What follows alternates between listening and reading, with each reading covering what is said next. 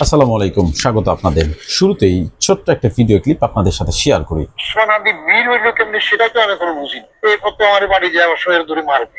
সোনাদি নজরুলের পাশে ওইখানে ঢাকা ইউনিভার্সিটি ঢুকলো কিভাবে সেটা কি কেউ আচ্ছা, কথাগুলো বলছিলেন বাংলাদেশের নতুন পীর জনাব বদিউর রহমান। তো তিনি সরকারের একজন সাবেক আমলা, তো যিনি অত্যন্ত সৎ একজন আমলা বলে বিভিন্ন মাধ্যমে শুনে এসেছি, কারণ তিনি বাটন ফোন ব্যবহার করেন। তো বাংলাদেশে এখন সততার একটা অন্যতম মাপকাঠি হলো বাটন ফোন। তো যাই হোক, প্রসঙ্গ বাটন ফোন বা সততা নয়, প্রসঙ্গ হলো যে হাদি বীর না ভীরু, তার কবর নজরুলের কাছে হওয়া ঠিক না ভুল, কিংবা ঢাবিতে তার মরদেহ প্রবেশ ন্যায় না অন্যায়, সেটি নিয়ে আমার মতামতটুকু আপনাদের সাথে শেয়ার করব। এখন শরীফ ওসমান হাদির কবর জাতীয় কবি নজরুলের পাশে হওয়া নিয়ে যারা ক্ষুব্ধ, এই পীর বদিউর রহমানের ন্যায় তাদের আপত্তি করার কিন্তু অধিকার আছে। কারণ ইতিহাসে কিন্তু স্মৃতির স্থান নিয়ে বিতর্ক এটা নতুন কিছু না, এটা খুব পুরনো একটা বিষয়। কিন্তু প্রশ্ন হলো যে এই আপত্তিটা, এটা কি কেবল কবরের অবস্থান নিয়ে, নাকি হাদির রাজনৈতিক ও আদর্শিক উত্তরাধিকার নিয়ে? এটাই হলো মূল প্রশ্ন। কারণ হাদিকে যারা কেবল একজন আপনার রাজনৈতিক কর্মী হিসেবে দেখেন, তাদের কাছে নজরুলের পাশে তার সমাধিটা অত্যন্ত অস্বস্তিকর মনে হতে পারে। কারণ তাদের কাছে কিন্তু খুবই নিকট অতীতে হেলিকপ্টার যুগে পলায়নের একটা দগদগে দৃশ্য এখনো জীবন্ত। কিন্তু যারা তাকে আপনার জুলাই আন্দোলন বা আধিপত্যবাদ বিরোধী রাজনীতি কিংবা প্রতিবাদের প্রতীক হিসাবে দেখেন, তাদের কাছে কিন্তু বিষয়টা টোটালি ভিন্ন। হাদি আন্দোলনের মঞ্চে যেটা আমরা দেখেছি যে তিনি কিন্তু বারবার নজরুলের সেই বিদ্রোহী চেতনার ভাষাগুলো ব্যবহার করতেন, এবং তার সমর্থকরা কিন্তু এখন এই সমাধিস্থলকে একটা প্রতীকী ধারাবাহিকতা হিসেবে ব্যাখ্যা করেন। এটা খুব সহজ একটা হিসাব। এখন সমালোচকদের একটা অংশ বলছেন যে আপনার নজরুলের এই ঐতিহাসিক উচ্চতার সঙ্গে হাদির তুলনা চলে না। আচ্ছা, এই যুক্তিটা আমি যদি ধরি যে আংশিকভাবে গ্রহণযোগ্য ধরে নিই, কারণটা হচ্ছে যে নজরুল একটা জাতির সাংস্কৃতিক বলি বা সাহিত্যিক মহিরু, কিন্তু কবরের পাশে সমাহিত হওয়া মানেই কি এই দুইজনের সমমর্যাদা ঘোষণা করা? এটি তো আমার কাছে মাথায় ধরে না। বাংলাদেশের ইতিহাসে বহু ক্ষেত্রে সমাধিস্থল কিন্তু শুধুমাত্র একটা প্রতীক অর্থ বহন করেছে।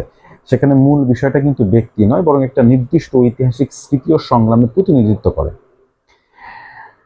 আর এখানে বীর বলতে যে কথাটি তিনি বদিউর রহমান বলছেন নতুন এই পীর, আসলে তিনি হয়তো বীর বলতে এমনটি বুঝিয়েছেন যে হয়তো যুদ্ধক্ষেত্রে শুধুমাত্র ঢাল তরোয়াল নিয়ে যুদ্ধ করাটা কি তিনি হয়তো বীর বোঝাতে চেয়েছেন।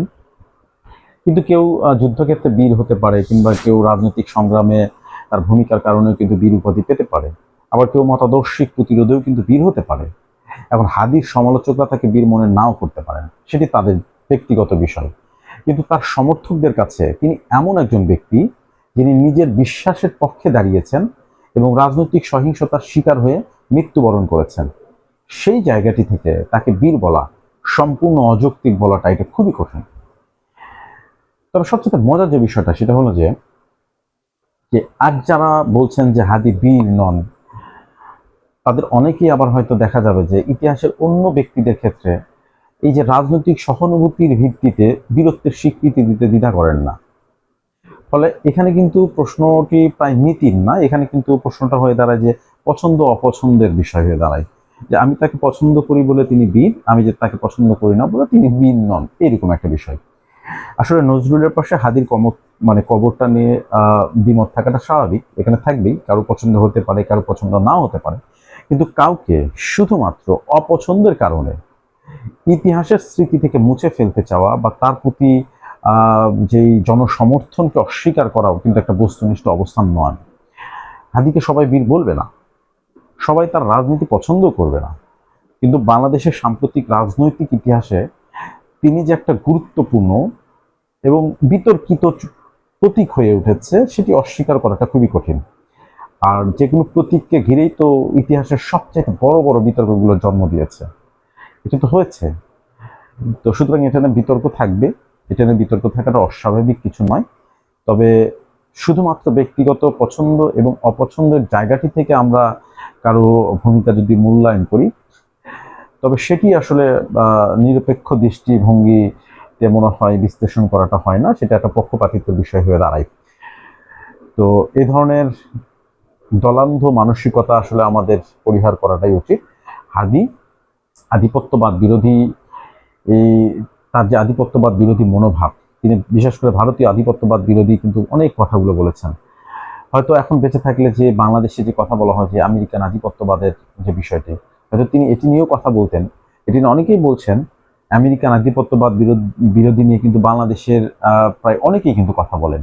তো সুতরাং এখানে মূল বিষয়টা হচ্ছে যে কিন্তু যে শুধুমাত্র ভারতকে টার্গেট করে তিনি কথাগুলো বলেছেন এমন না, এটা কিন্তু আধিপত্যবাদ বিরোধী শক্তির বিরুদ্ধে কিন্তু তিনি কথা বলেছেন, এবং সেটা হতে পারে চায়না, হতে পারে ভারত, হতে পারে কিংবা আমেরিকা হতে পারে। তো এটি মূল বিষয় কিন্তু। তো এখন এটাকে নিয়ে দলীয় দৃষ্টিভঙ্গি থেকে যে যার মতো ব্যাখ্যা করছে, যা অত্যন্ত দুঃখজনক বলে আমার কাছে অন্তত মনে হয়। ধন্যবাদ, ভালো থাকবেন।